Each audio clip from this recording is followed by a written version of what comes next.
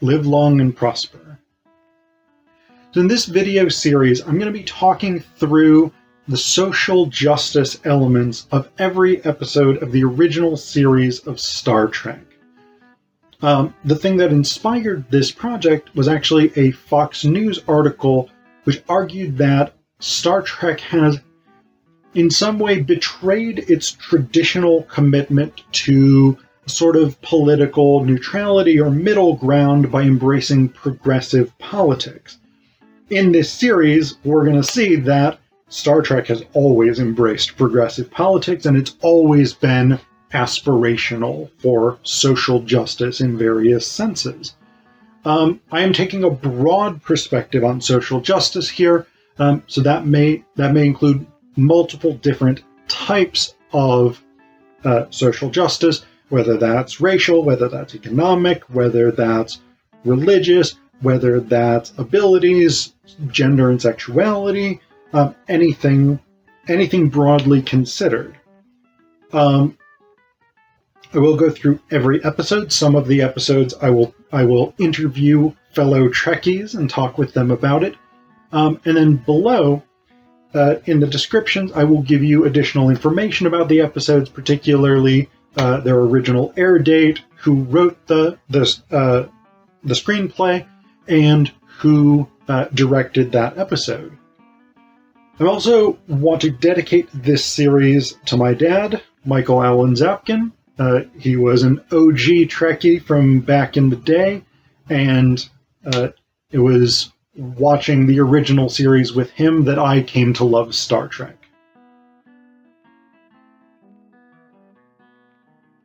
In this video, we're going to talk about the episode Metamorphosis. I don't think this is one of the stronger episodes in the original series, even for Season 2, which is a fairly strong season overall. Basically, the premise of Metamorphosis is that Kirk, Spock, McCoy, and an ambassador who has been diagnosed with this incredibly rare disease that's going to kill her if they don't get her to the Enterprise's medical facilities. The shuttlecraft gets pulled off course trying to rendezvous with the Enterprise, and they get dragged down to this planet where they meet this dude named Zefram Cochrane. Now, what is striking about Zefram Cochrane's presence on this asteroid planetoid thing is A, that he's there at all, and B, that Zefram Cochrane supposedly died 150 years earlier and was 87. The Zefram Cochrane that they're now hanging out with is that same Zefram Cochrane who supposedly died 150 years ago, and he's now sort of mid-30s. Which is weird by most people's math. So, what it turns out is that there's an entity that Cochrane calls the Companion. And basically this is a energy / gas / electricity entity that saved Cochrane's life, that re-younged him, and that has kept him alive, supplied all his needs and wants for 150 years. It has brought these members of the Enterprise crew, plus this ambassador, to the planet largely to provide human company for Cochrane. So basically it intends to keep them there forever, keep them alive forever, supply their material needs, etc., etc. This idea of the gilded cage is something that has cropped up before in Star Trek, in episodes like I, Mud, for instance, or the pilot episode, The Cage. Kirk tends not to be a fan of gilded cages, and so he initially says, alright, so the Companion is partially electricity. Spock, build me a machine that will short out its electricity. They attempt to do that. That is unsuccessful. The Companion nearly kills them. Cochrane manages to save them. And then they're like, maybe instead of that, let's try converting the Universal Translator so that we can talk to the Companion. What they find out is that the Companion is female, and basically the Companion loves Zefram Cochrane. she has done all that she can to try and sort of preserve him forever, because she's in love with him. Kirk is like... Zefram Cochrane's initial reaction to this is basically like, whoa, that's freaky and not okay. I don't want to be all fucking in a weird love relationship with an energy/gas entity. And Spock, McCoy, and Kirk quite rightly point out that for 150 years, he was in this relationship, and he was totally chill with it. But now that he knows that the companion loves him, he's not down with it. So Kirk basically ends up having to try and convince the companion that Cochrane can't love it because it's not human, etc., etc. The companion is like, well, I have a solution to this. I'm going to inhabit the body of this ambassador who is dying of this crazy rare disease, and also who's like, I focused on my career and never found love, and now I'm sad because I'm dying. And so the companion is like, I'm gonna go in there, we'll both share this body, body will stay alive, I will be human, Cochrane can love me, everybody wins. Cochrane's like, yeah, okay, that seems like a fair deal. Kirk's like, not really my problem anymore. And then it turns out that the companion can't leave the planet, because if she leaves the planet for more than a few hours or whatever it is, that she'll die. So Zefram Cochrane and the companion / ambassador decide they're going to stay on the planet and live out their natural lives and then die. So everybody wins. Except the issue of the war that the ambassador was supposed to stop is not really resolved. McCoy brings that up in the last seconds, and Kirk's like, well, I'm sure the Federation can find some other woman who can do it, because apparently only women can stop wars. But yeah, so it's a kind of weird episode. I don't think it's fantastic, but there it is. So, in terms of social justice stuff, there's a few weird things going on here. One of the most overt, is, as is often the case with Star Trek, the treatment of women. But I think there's a weird wrinkle in this one. So there's two female characters here, right? There's the ambassador and there's the companion. And I think their depictions are each problematic in different ways. The ambassador is problematic because initially she's just a dick. Just absolutely horrible. Like, no consideration, very, very demanding. Like, Kirk and Spock are literally like, none of the controls on this shuttlecraft function. We're being pulled off course and there's nothing we can do. And she's like, I demand that you get us to the Enterprise immediately. And they're like, listen, man, we just fucking told you that the shuttlecraft doesn't work and is getting pulled off course and there's nothing we can do. Like, we literally just had this conversation. You can't then demand that we do something we literally just told you we can't do.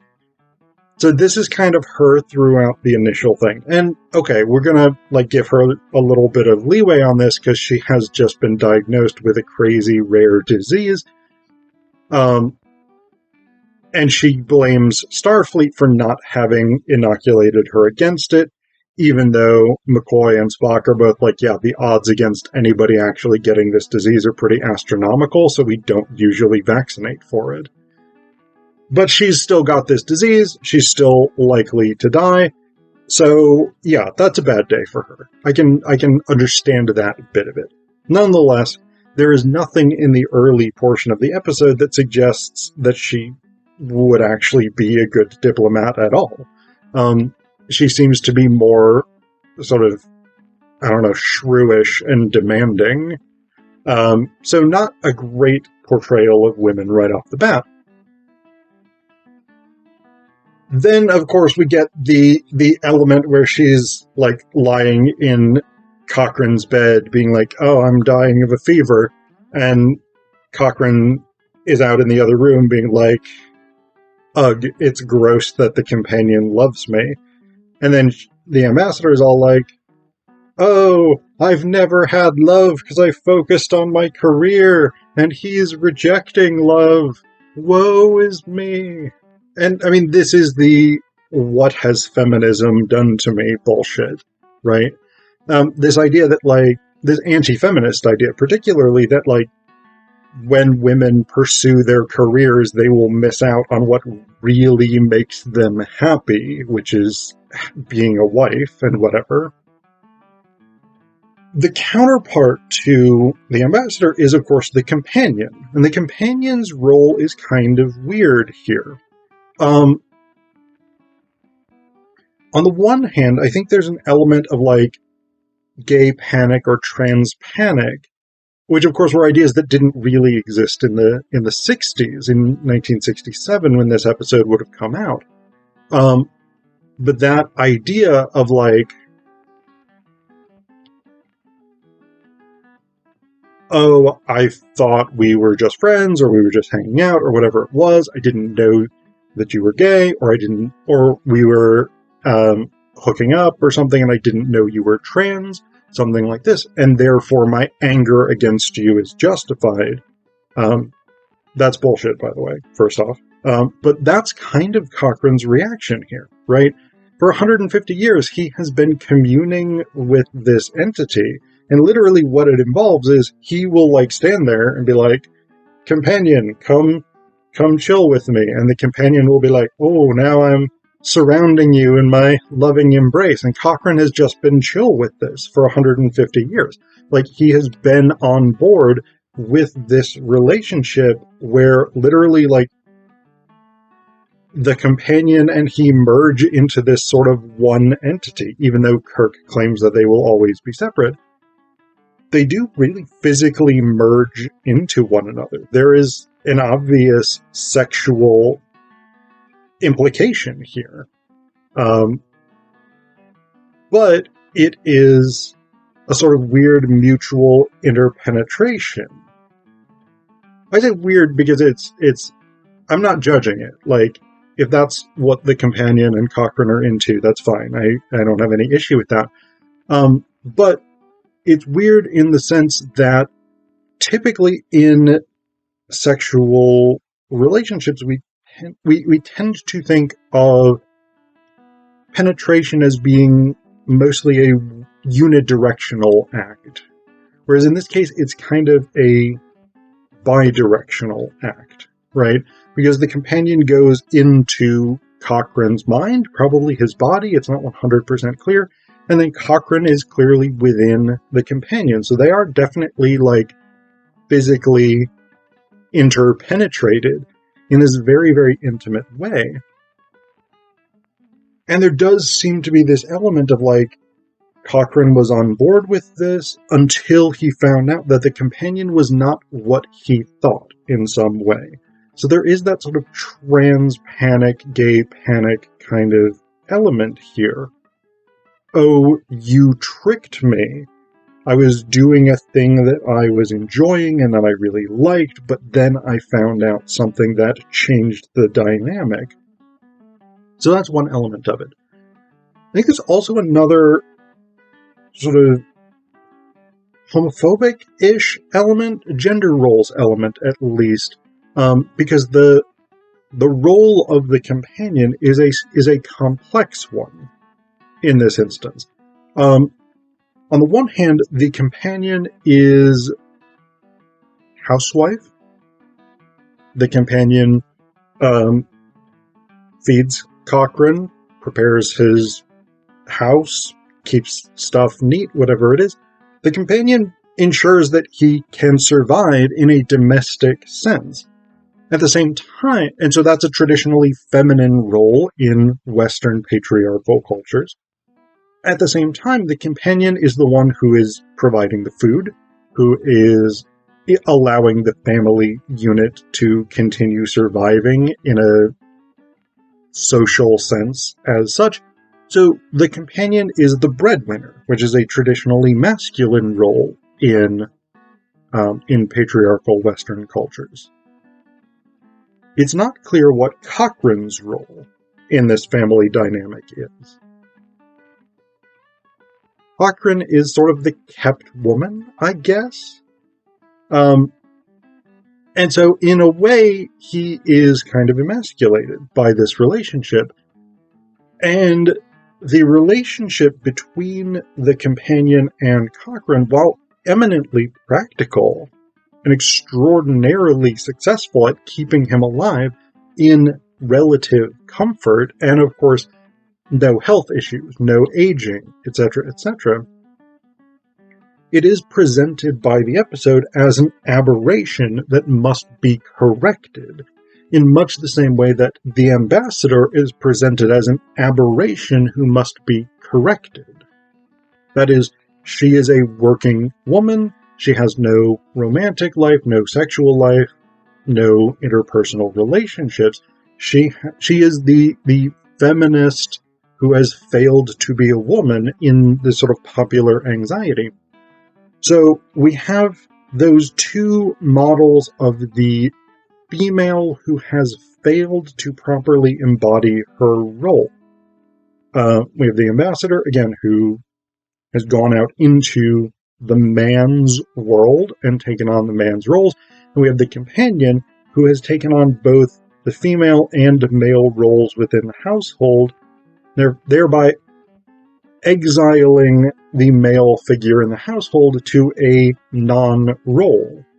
And so these two figures are merged in the end when the companion goes into the dying ambassador and is basically like, okay, now this woman will stay alive, I'm human, we all get what we want. And what they get, the happy ending of the episode, is that you have a much more traditional, patriarchal, Western nuclear family. Cochrane and the companion are going to live together in this house. Cochrane is going to go out and grow food and whatnot. The companion / ambassador presumably will be taking care of the home, the domestic sphere. And so what the episode does is say, only by returning to this nuclear family structure can the aberrant woman be made whole, and can the aberrant woman properly experience her gender.